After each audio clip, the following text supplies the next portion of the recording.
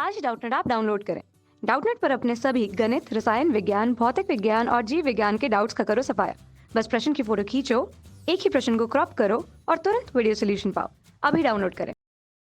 Hello students, यहाँ इस video में हम डिस्कस करने वाले हैं यूपी बोर्ड द्वारा कक्षा 12 के लिए प्रारूप परीक्षा पत्र के बारे में, जो कि 2020 के लिए है। 2020 में आपका जो यूपी बोर्ड के लिए आपका जो एग्ज़ाम होने वाला है, जो परीक्षा होने वाली है, उसमें भौतिकी विषय के अध्यायवार अंक का विभाजन हम करेंगे कि हमें कौन से अध्याय में क्या पढ़ना है, कितने नंबर का हमारा परीक्षा पत्र आएगा और हमें किस तरीके से पढ़ाई की स्ट्रैटेजी अपनी रखनी चाहिए कि हम अधिक से अधिक अंक प्राप्त कर सकें। तो देखिए, यहाँ पर ये इकाई 1 को मैंने यहाँ पर भौतिकी विषय के लिए डिवाइड कर रखा है। यहाँ पर पहले वीडियो में हमने देखा था कि वैद्युत आवेश तथा क्षेत्र में कौन कौन से टॉपिक्स थे ऐसे जिनके बारे में हमें पढ़ना था। आज इस वीडियो में हम डिस्कस करने वाले हैं कि स्थिर वैद्युत विभव तथा धारिता अध्याय जो है हमारा इकाई 1 के अंदर, उसमें किस तरीके के प्रश्न पूछे जाएंगे, कितने अंक के होंगे और किस तरीके से हमें पढ़ना चाहिए ताकि हम अधिक से अधिक अंक अर्जित कर सकें। ठीक है, तो देखिए, यहाँ पर मैंने आपसे डिस्कस किया था कि कितने तरीके के प्रश्न हो सकते हैं। 5 तरीके के प्रश्न हमारे परीक्षा में पूछे जाएंगे।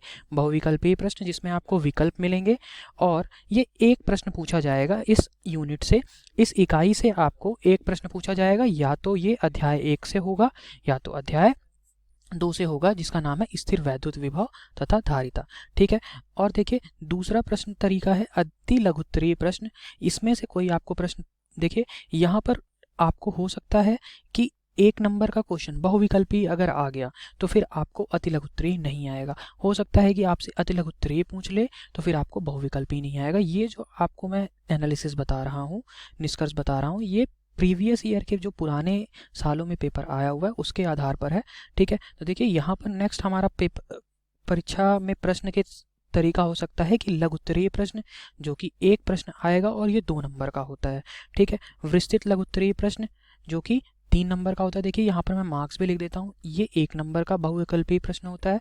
अति लघुत्तरीय भी 1 नंबर का होता है। अगर लघुत्तरीय प्रश्न की बात करें तो ये 2 अंक का होता है, और विस्तृत लघुत्तरीय अंक प्रश्न जो होते हैं ये 3 नंबर का होता है, और विस्तृत उत्तरीय प्रश्न जो होता है ये 5 अंक का होता है। तो देखिए, यहाँ पर हमने देखा विस्तृत उत्तरीय प्रश्न के बारे में अगर देखें तो एक प्रश्न पूछा जाएगा इस अध्याय से। ठीक है, और कुल अंक इसके होते हैं 5 अंक का एक प्रश्न होता है। ठीक है, तो कुल अंक इस इकाई से कितने बनते हैं, देखिए तो कुल अंक होते हैं 8 अंक। 8 अंक का इस इकाई से पूछा जाएगा, जो कि आपके माध्यमिक शिक्षा बोर्ड के द्वारा दिए गए पैटर्न में भी दिया हुआ है कि किस इकाई से कितने अंक का विभाजन, उनके अनुसार ही हमने ये वीडियो बनाया है। तो देखिए, यहाँ पर हमने देखा 8 अंक का इस इकाई से आएगा। इकाई में 2 अध्याय थे। ठीक है, तो हो सकता है कि पहले अध्याय से 4 नंबर का आ जाए, दूसरे अध्याय से 4 नंबर का आ जाए, या फिर आपको कुछ क्वेश्चंस आपको हो सकता है कि 5 नंबर का आपको दूसरे अध्याय से देखने को मिले और 3 नंबर का पहले अध्याय से मिले, या फिर ये उल्टा भी हो सकता है। ठीक है, तो देखिए, हम अध्याय 1 के बारे में बात कर चुके थे। अध्याय 2 के बारे में हम देख लेते हैं कि बहुविकल्पीय प्रश्न किस टॉपिक पे बन सकते हैं, और अति लघुत्तरीय प्रश्न, लघुत्तरीय प्रश्न, विस्तृत लघुत्तरीय प्रश्न या फिर विस्तृत उत्तरीय प्रश्न जो कि 5 अंक के होते हैं, वो कौन कौन से टॉपिक में हमें किस तरीके से पढ़ना चाहिए।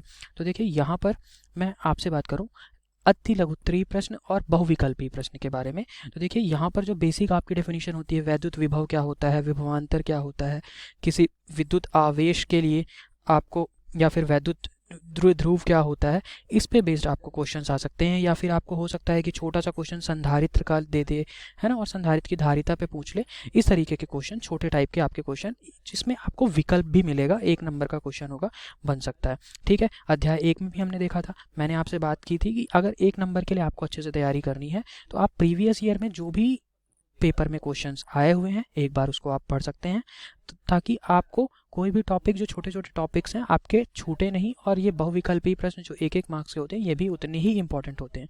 ठीक है, अब देखते हैं हम कि हमारे पास ये जो क्वेश्चंस हैं लघुत्तरीय प्रश्न जो कि 2 अंक के आने हैं, इसके लिए हमें किस तरीके से पढ़ना है। तो देखिए, जो 2 अंक का प्रश्न होता है उस पर भी हमें ध्यान देना है। और यहाँ पर देखिए, जैसे ये किसी स्थिर विद्युत क्षेत्र में 2 बिंदु के आवेश निकाय तथा विद्युत द्विध्रुव की स्थिर वैद्युत स्थितिज ऊर्जा, इस तरीके के, इस पे बेस्ड एक क्वेश्चन आपको आ सकता है।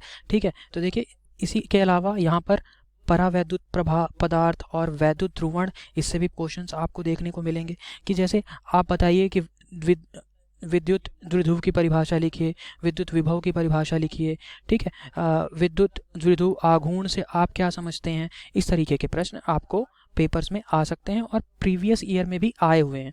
तो मैं आपसे बोलूँगा कि प्रीवियस ईयर के पेपर्स को आप एक बार स्टडी ज़रूर कर लें, ताकि आपको क्लियर आइडिया मिल सके कि किस टॉपिक से आपको और किस तरीके के क्वेश्चंस पूछे जाते हैं और आपको एग्जाम में किस तरीके से लिखना होगा, ठीक है। आपको हो सकता है कि श्रेणी क्रम और समांतर क्रम में संधारित्रों का संयोजन पे आपको एक क्वेश्चन दे दिया, ठीक है, कि आप श्रेणी क्रम में या फिर समांतर क्रम में संधारित्रों का संयोजन करिए और उस पे बेस्ड आपको सवाल दे दिया जाए, न्यूमेरिकल दे दिया जाए, ठीक है। इसके अलावा देखिए यहाँ पर वॉन डी ग्राफ जनित्र, ये बहुत ही इंपॉर्टेंट क्वेश्चन है। देखिए 5 नंबर का अगर आपसे क्वेश्चन बनेगा इस अध्याय से, तो ये वॉन डी ग्राफ जनित्र में बन सकता है, ठीक है। और अगर आपसे देखें कि हमने 3 अंक के लिए बात की, तो आपको 3 अंक में ये संधारित्र में संचित ऊर्जा और समांतर क्रम में भी पट्टिका संधारित्र की धारिता निकालने के लिए आपको क्वेश्चन बन सकता है। और मेरा सजेशन ये होगा कि आपको प्रीवियस ईयर के क्वेश्चन पेपर जो आपको पूरी तरीके से देखने हैं, ताकि आपको ये पता चल सके कि किस तरीके के क्वेश्चन हमारे एग्ज़ाम में आ रहे हैं। जैसे कि आपको कुछ न्यूमेरिकल्स देखने के लिए मिलेंगे, आंकिक प्रश्न जिन्हें बोलते हैं, कि 2 बिंदुओं के बीच विभवांतर आपको कुछ दिया रहेगा, एक बिंदु से दूसरे बिंदु तक के लिए आवेश दे दिया जाएगा, तो कितना कार्य करना होगा, इस तरीके के न्यूमेरिकल आपको देखने के लिए मिलेंगे। तो देखिए आई होप आपको ये चीज़ समझ में आई होगी कि इकाई अंक में हमने जो अध्यायवार आपको बताया कि विद्युत आवेश तथा क्षेत्र में किस तरीके से आपको पढ़ाई करनी है ताकि आप अधिकतम अंक प्राप्त कर सकें, या फिर अगर स्थिर विद्युत विभव तथा धारिता से भी प्रश्न आता है तो आप उसको आसानी से कर पाएँ। Thank you very much. कक्षा 6ठी से 12वीं से लेकर नीट, IIT, जेई वो एडवांस के लेवल तक 1 करोड़ से ज्यादा छात्रों का भरोसा। आज ही डाउनलोड करें डाउटनेट ऐप या व्हाट्सएप करें अपने सारे डाउट्स 8400 400 400 पर।